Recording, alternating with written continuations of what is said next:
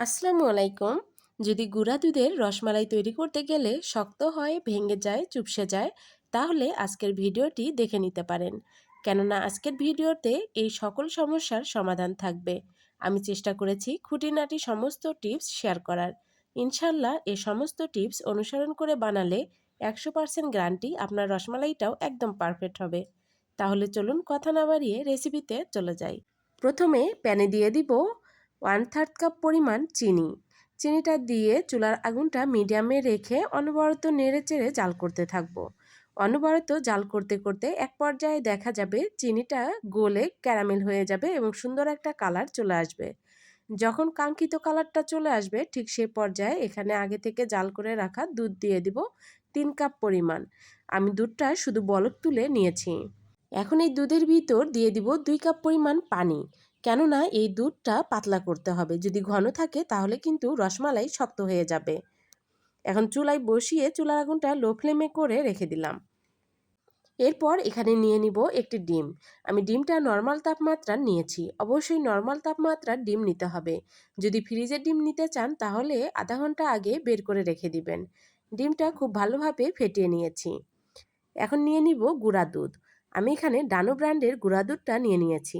এই গুঁড়া দুধ দিয়ে যদি রসমালাই তৈরি করা যায় তবে অবশ্যই পারফেক্ট হবে, কেননা এটা ফুল মিল্ক ক্রিম যুক্ত গুঁড়া দুধ।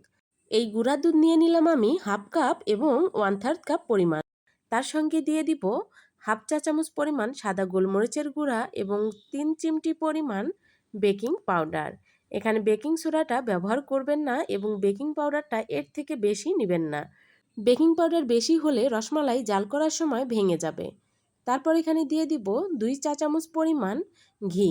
এখানে ঘিটাই ব্যবহার করবেন, তাহলে রসমালাইটা একদম পারফেক্ট হবে। সবগুলো মিশ্রণ খুব ভালোভাবে মিশিয়ে নিয়েছি। তারপর এখানে ফ্যাটানো ডিমটা আমি নিয়ে দেখিয়ে দিচ্ছি যে আমার ফ্যাটানো ডিমটা কতটুকু হয়েছে। অনেক সময় ডিমের সাইজের উপর নির্ভর করে অনেকেই বুঝতে পারেন না যে আসলে ডিমের মিশ্রণ কতটুকু দেওয়া উচিত। আমি এখানে একটা ডিম ফেটিয়ে নিয়েছি। ডিমটা আমার 1/4 কাপের সামান্য কম হয়েছে। এখন ডিমটা দিয়ে মিষ্টির ডোটা তৈরি করে নিব। এই রেসিপিতে কিন্তু ডিমের কোনো ঘ্রাণ লাগবে না, কেননা আমরা সাদা গোলমরিচের গুঁড়া দিয়ে নিয়েছি। যদি আপনি 1 কাপ গুঁড়া দুধ নেন তাহলে ডিমের মিশ্রণ নিতে হবে 1/4 কাপ পরিমাণ। যেহেতু আমি 1 কাপের কম নিয়েছি তাই আমার ডিমের মিশ্রণ লেগেছে 1/4 কাপের একটু কম। দেখুন আমার ডোটা দেখতে ঠিক এমন হয়েছে। আমি কিন্তু রেস্টে রেখে দিব না।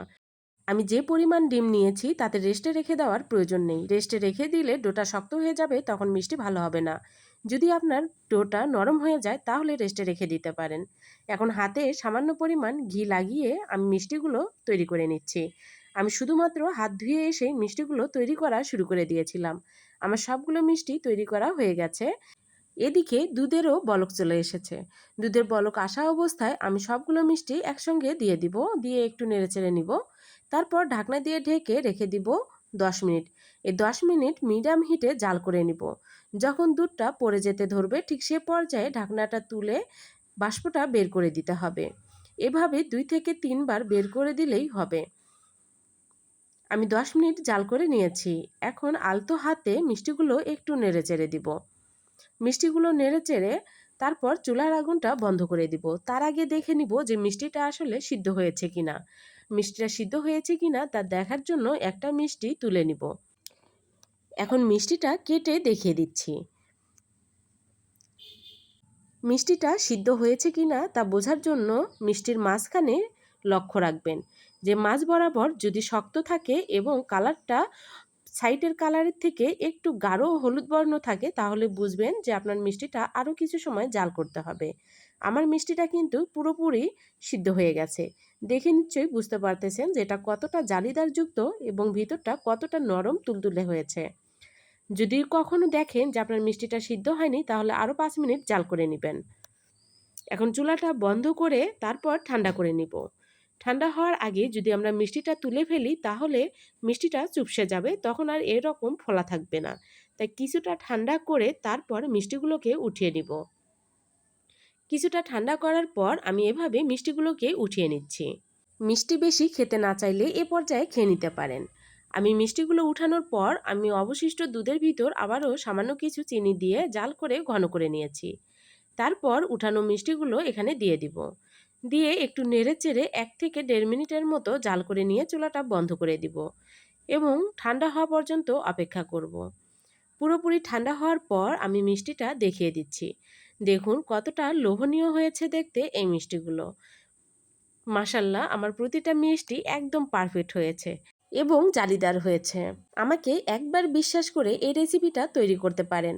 আমার বিশ্বাস আপনিও এমন একদম পারফেক্ট রসমালাই তৈরি করতে পারবেন। আমার রেসিপি আপনার কাছে কেমন লেগেছে? যদি রেসিপি ভালো লেগে থাকে তবে প্লিজ একটি লাইক দিয়ে যাবেন এবং আমার রেসিপি যদি আপনি দেখতে চান তাহলে চ্যানেলটিকে সাবস্ক্রাইব করে বেল বাটনটি অন করে দিতে পারেন। এতে করে আমি ভিডিও আপলোড দেওয়ার সঙ্গে সঙ্গে আপনার কাছে নোটিফিকেশন চলে যাবে এবং আপনি খুব সহজেই দেখতে পারবেন। আল্লাহ হাফেজ।